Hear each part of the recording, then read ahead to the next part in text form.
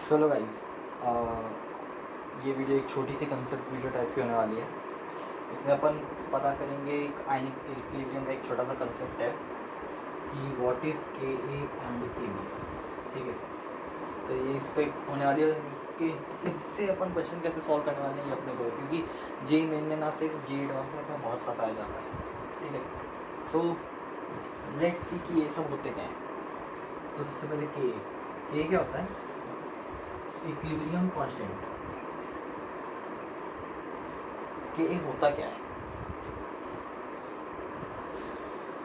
तो के होता क्या है? के होता है equilibrium constant of reaction in which compound donates H+2 water.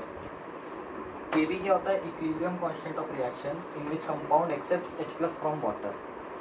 ठीक है, तो यहाँ पे ये जो दो लाइन्स लिखी है ना, ये तुम आराम से करो, ये तुम याद कर लो, क्योंकि इसमें मेनली बच्चों की दिक्कत आती है कि वो लोग रिएक्शन ये ऐसी इन्फॉर्मेशन दे देंगे। मान लो दे दिया के ऑफ NH3 या से K B of NH3 is equal to something something, तो बच्चे समझ नहीं पाते कि बी ऑफ NH3 मतलब क्या क्या लिखूँ मैं इसमें, NH3 क्या कर रहा है, गंदी चीज़ें क्या कर रहा है। तो अगर मान लो ये तो के बी ऑफ NH3 दिया तो इसका रिएक्शन कैसे लिखोगे तुम? K B compound accept H+ from water, यानी कि NH3 पानी से रिएक्ट करके एक H+ एक्सेप्ट कर लेगा, यानी कि NH4+ बन जाएगा, और फिर पानी को तो OH- बना ही देगा। ठीक है, इस तरीके से लिखना है। मान लो भाई मैंने कहा था के ऑफ NH3। ठीक है, मान लो मैंने कहा था के ऑफ NH3, तो तुम क्या करते? NH3 प्लस पानी। ठीक है, अब के यानी कि कंपाउंड डोनेट्स H+2 वाटर, तो इसने H+ डोनेट किया, बन गया NH2- एंड H3O+। ठीक है, इस तरीके से तुम्हें रिएक्शन लिखनी है। इसमें एक एक्सेप्शन भी आता है, शॉर्ट फॉर्म लिख रहा हूँ। ठीक है, एक्सेप्शन क्या एक्सेप्शन आता है? लिविस एसिड्स या बेसिस जो होते हैं, लिविस एसिड्स के में वो डोनेट H+ नहीं करते, बल्कि दे एक्सेप्ट OH- आयंस। ठीक है, OH- आयंस एक्सेप्ट करते हैं। ठीक है, सो चलो अब अपन और कुछ चीज़ें पढ़ते हैं, कुछ इंपॉर्टेंट कंसेप्ट पढ़ते हैं for JEE advance point of view. मान लो यहाँ पे मैंने तुम्हें एक एग्जांपल दिया है, एक एग्जांपल है जिसमें तुम्हें Ka ऑफ CH3COH दिया है 2 × 10⁻⁻5। अब तुम मुझे ये बताओ, ये K 2 × 10⁻⁻5 दिया है CH3COH का, वो इस रिएक्शन का K है। ये तो बेसिक कंसेप्ट है, तो पता ही होगा तुम लोग को। यानी कि ये इन्फॉर्मेशन है, ये हमें क्या बताता है कि ये के इस रिएक्शन का, क्या हमें ये बताता है कि रिएक्शन फॉरवर्ड जाएगी या बैकवर्ड जाएगी? क्या हमें ये बताता है? नहीं, के हमें ये नहीं बताता कि रिएक्शन फॉरवर्ड जाएगी या बैकवर्ड जाएगी। के सिर्फ हमें ये बताता है कि इस रिएक्शन का इक्विलिब्रियम कांस्टेंट ये होगा। समझ गए? अब सुनो, तो कैसे पता चलेगा, कैसे डिसाइड करेंगे कि रिएक्शन फॉरवर्ड जाएगी या बैकवर्ड जाएगी? वो डिपेंड करेगा क्वेश्चन टू क्वेश्चन, किस तरीके से मैं देखूँ। मैं बताता हूँ।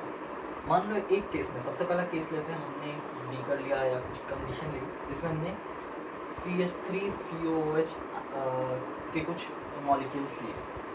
अब CH3COH मॉलिक्यूल्स हैं, तो ये तो है ही नहीं, CH3COH है, ली चार्टले प्रिंसिपल लगाओ, फॉरवर्ड जाएगी, यानी कि इसमें रिएक्शन क्या होगी? फॉरवर्ड जाएगी। ठीक है, सेकेंड, मान लो हमने CH3COO- लिया, तो हमारे पास ये है नहीं, ये ही है, तो रिएक्शन कहाँ जाएगी? बैकवर्ड जाएगी। समझ रहे हो? थर्ड कंडीशन, ये थोड़ी सी इंपॉर्टेंट है, इसमें बच्चे अटक जाते हैं, मैं भी अटका था एक बार। ठीक है, इसमें तुमने CH3COH भी ले लिया है, CH3CO- भी ले लिया है, कुछ से C1 कंसेंट्रेशन इसकी, C2 इसकी। अब इसमें फॉरवर्ड जाएगी बैकवर्ड जाएगी, तो बताओ, तुम लोग वीडियो पॉज करो और बताओ कैसे करोगे कंपेयर। ठीक है, इंपॉर्टेंट है, आते रहते हैं इसका क्वेश्चन। तो लेट्स सी, देखो कैसे करोगे। तो तुम इसमें निकालोगे, तुम इसमें क्या करोगे? इसमें तुम निकालोगे Q। What is Q? Q is reaction question. तो इसमें Q अगर जब तुम निकालोगे तो आएगा CH3COH × H3O+ का कंसंट्रेशन, C2 × अगर इनिशियली कुछ नहीं दिया तो तुम 10⁻⁻7 ले लेना अपॉन C1।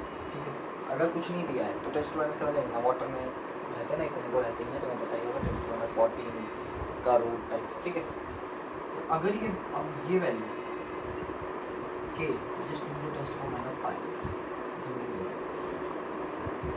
अगर ये वैल्यू छोटी आई, यहाँ पे अगर छोटी आई तो फॉरवर्ड बढ़ाना चाहेगा, बड़ी आई तो बैकवर्ड घटाना चाहेगा, एंड इक्वल टू आई तो इक्वल, ठीक है। इस तरीके से तुम थर्ड केस में कम बताओगे कि रिएक्शन फॉरवर्ड जाएगी या बैकवर्ड आएगी। तो ये था अपना के का, सिमिलरली तुम के के लिए भी कर सकते हो। So hope you like this video guys, thank you.